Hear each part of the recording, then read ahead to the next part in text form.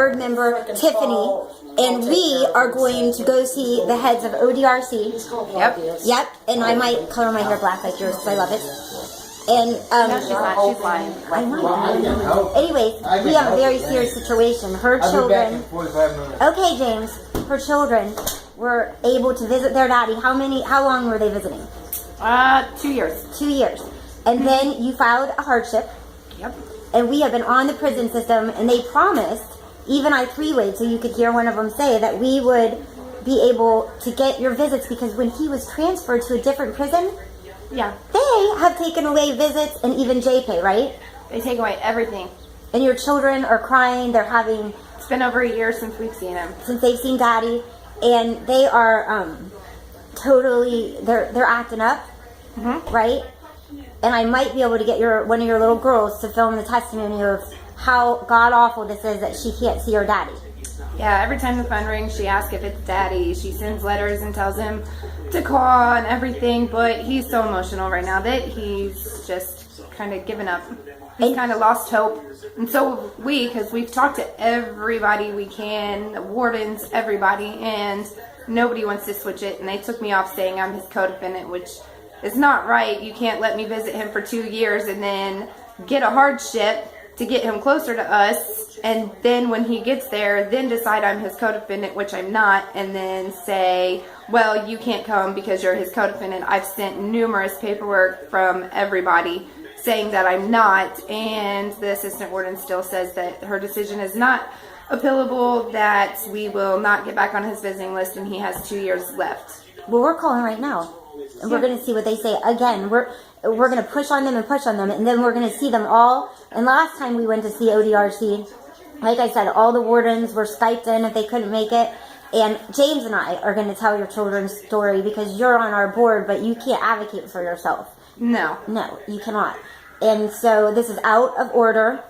Children, 1 in 6 children in America now have a parent in prison or both.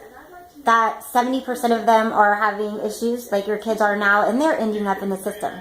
Do the taxpayers really want to pay for, 70% of these children ending up in the system? This is billions of dollars, and all we need to do is get these kids their visits back, right? Yeah. I mean, they say that part of rehabilitation is being with your family, and so you don't fall back into the same pattern and same routine. They want you to have family support, and he's had that family support for years, and then all of a sudden it was stripped away from him for not a very good reason at all. And it's affecting everybody, him in prison, the children, myself, and it's ridiculous. Your marriage, yeah, your family unit. Yeah, he basically thinks that I've just given up on him, that I've stopped trying, so he pretty much said that there's no room for him in mine and the kids' life anymore, and that he might as well just do him and we do us, because he thinks that I'm not trying to get on his visiting list anymore because it's been a year. But what he doesn't know is every single day me and these kids try to get back on his visiting list, and I'm just at a standstill.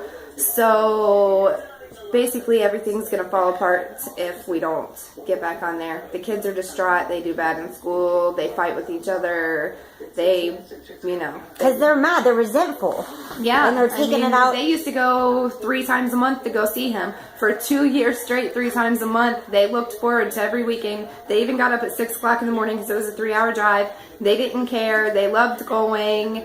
And they knew what to expect when they got there and everything. And now, after a year not visiting, towards the end when he would call, they wouldn't even get on the phone with him because they were losing touch with their dad because they didn't see him, and phone calls and JPay visits weren't working. And now they've even taken the JPay visits, and now he just doesn't even call us anymore or write anymore. He's basically depressed.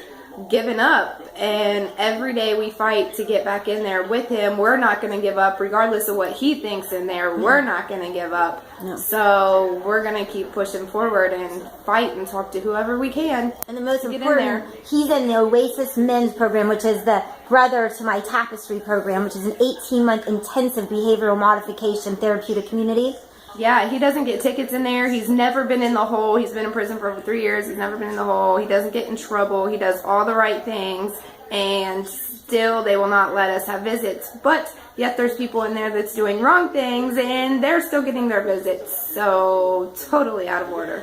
Totally out of order. Yeah, that's right. That's right. And so she's an amazing advocate. You've been written up about how you changed your life. In Columbus CEO magazine. Yeah, I'm so proud of her, and you're a role model. So we are going to call the prison system right now and get on them again before she has to go. And God bless you for carrying Facebook family. This is a very, very serious issue. It is. It's our top issue is the children of incarcerated parents. That's why we do what we do. We hustle for your last name, not our first. We're worried about, when we leave this planet, how are we going to leave it for the children? Right. Like, I can go the next 2 years without seeing him. I mean, it's going to hurt. I can do it, but my kids can't. They're not going to have any type of relationship. My oldest daughter will be a teenager, and my middle will be a preteen. My son, he's 6 now, so he's going to be 8 years old, and then I'm going to have a 12-year-old and a 14-year-old. You can't jump out of prison without seeing your kids for a couple years and expect to jump right back into teenage girls' lives and try to be a daddy. That's not going to happen. He's losing a relationship with the children. They used to listen to him, like, being in prison, if they were doing something with him being in prison, if they did something wrong and he would call, I would put him on the phone and the kids would still listen to daddy. And now we've even lost that. Like, they're like, oh, what's he gonna do? Come jump the fence, mom? Who cares? Daddy can't do nothing. They're losing respect. They're losing respect for their father, which is not right at all. And they don't like the police, which isn't a good lesson to learn because not all police are bad police. Yeah, now they think that police are mean. Now they think that police are mean and that they're just out to ruin families. And what if one day something happens to my kids and they really need help? They're not going to want to go to the right sources because they don't believe in the system. They've lost faith in the system. Pitiful. Pitiful. We're going to tell that. We're going to tell ODRC when we go see them. It's on the 27th.